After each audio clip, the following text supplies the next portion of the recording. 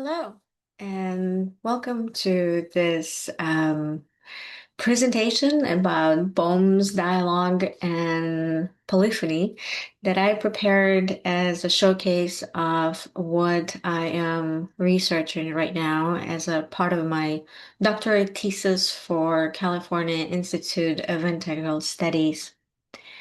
I am very excited to share this idea that evolved as I was, you know, um, doing my research on multicultural polyphony and the connection between the psychotherapeutic approach of open dialogue and the larger crises that we see in the modern world.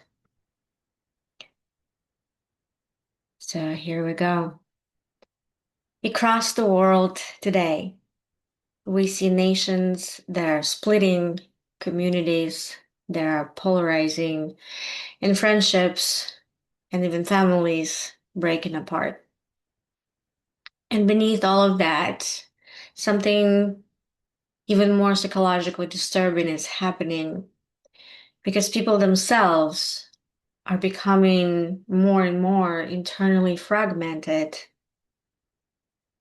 and lost of how to feel the unity of selves. This widespread fragmentation is, I believe, one of the most dangerous open wounds of our modern world. My personal education in fragmentation began early. I grew up in the Soviet Union, in the country that no longer exists on the world's maps, and in a city that doesn't exist on a world map. I was born in St. Petersburg. Oh, sorry, I was born in Leningrad, which is now St. Petersburg. The Soviet Union is a country that dissolved almost overnight. One day it was the world I knew, the next day it was gone. Borders shifted, identities shifted, and yesterday's heroes, like my grandfather, became today's sore losers.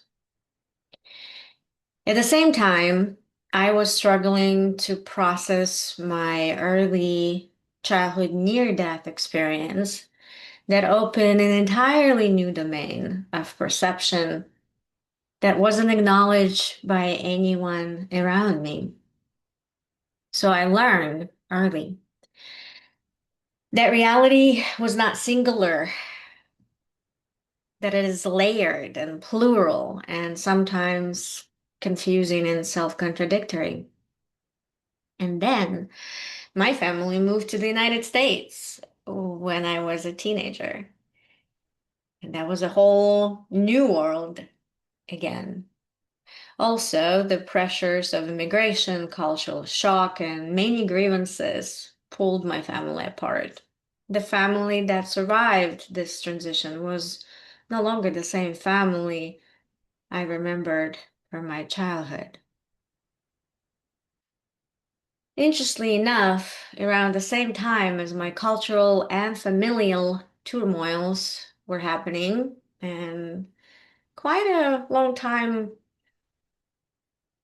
till now, before our current moment, two thinkers were sounding the alarm about the accelerating pace of global fragmentation.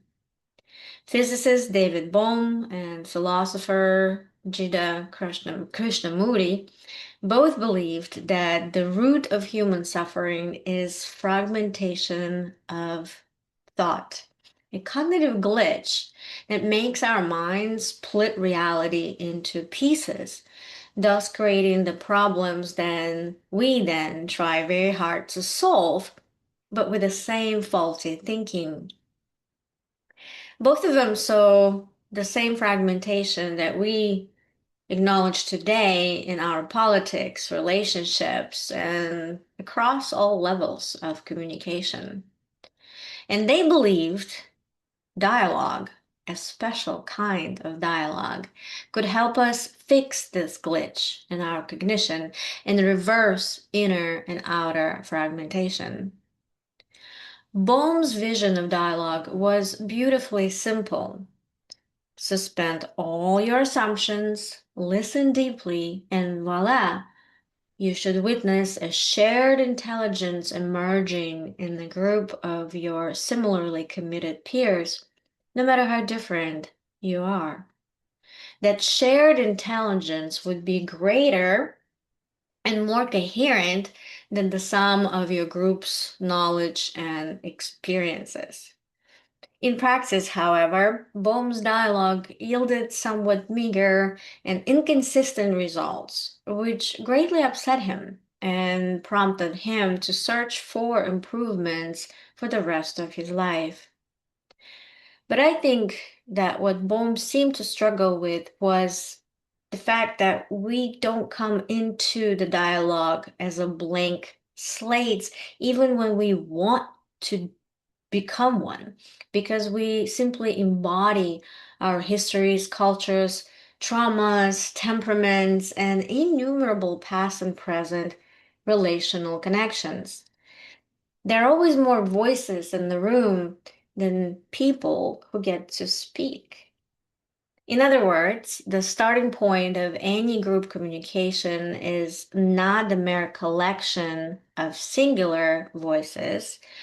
It is the assembly of multiple voices, present physically or not. They can be loud or silent, past or future, privileged and disempowered, rational or irrational, emotional. They can be embodied and disembodied. They can be human and non-human.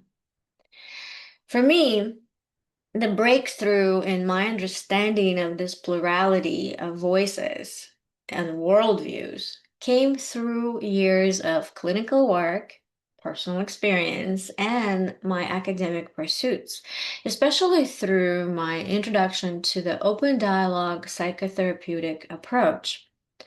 This approach was developed by a Finnish psychologist, Jaakko Sakala, and his colleagues who worked with networks of families and professionals during psychiatric crises. Creating and maintaining networks of family members, friends, neighbors, psychologists, psychiatrists, social workers, and peer specialists. Their radical insight was this: the new meanings emerge not when you reduce voices in search of the one authoritative truth teller, but when you create and maintain the space for more voices to be heard. This is the essence of polyphony, the presence of multiple and equal in their right to exist narratives of life. Polyphony doesn't ask us to agree. It waits for us to realize our dialogical relational connections long enough for something totally new to emerge. Let me share an example from my doctoral research on multicultural polyphony, during which a small group of my fellow students at the California Institute of Integral Studies in San Francisco talked about the world. Utilizing some of the principles of polyphony taken from the open dialogue psychotherapeutic approach, we witness our group expand to include the voices of our childhood selves, our parents, our siblings, our real and even planned children, one goddess, one bus driver, and two pretty powerful but disembodied voices of great grandmothers, the matriarchs of the families. We thought we would explore the issues of environmental crisis, patriarchy, or the impact of social media, but what emerged from our polyphonic engagement was something totally unexpected. We ended up identifying the shared moral framework in our interpretation of human suffering. At some point in our dialogue, it became clear that we all carried a so-called just world bias, an inner conviction that misfortune befalls only those who somehow deserve it. This realization was both humbling and transformative. We all recognized how deeply conditioned we had been to carry the weight of our own pain as proof of personal failure, and how easily that same conditioning led us to judge others. Does this just world social phenomena contribute to modern world problems, victim blamings, and perpetual injustices? You bet it does. I believe that what we have experienced during this dialogic encounter and what many open dialogue psychotherapeutic networks experience as they commit to maintaining the polyphony is what David Bohm was ultimately seeking. The emergent dialogic coherence that opens the space for something previously unconsidered by our habitually fragmented thought. When we allow multiple worldviews, multiple histories, and multiple forms of consciousness to coexist and communicate, something becomes possible and evident that was not possible and evident before. I believe that the polyphonic dialogue can be the missing piece to Bohm's dream of healing the world's fragmentation. If I had to choose an image for this way of being and communicating, it would be the Amazonian rainforest and its birds. In the Amazon, hundreds of bird species share the same airspace. They don't sing in unison, and they don't depend on any lead voice to dominate.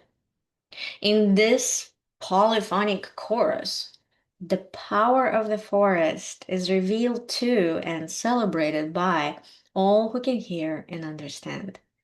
My hope, therefore, is for humanity to finally embrace and explore its own polyphonic nature. Who and what speaks with your voice? With that, let me say thank you for your attention, and I hope to hear from you.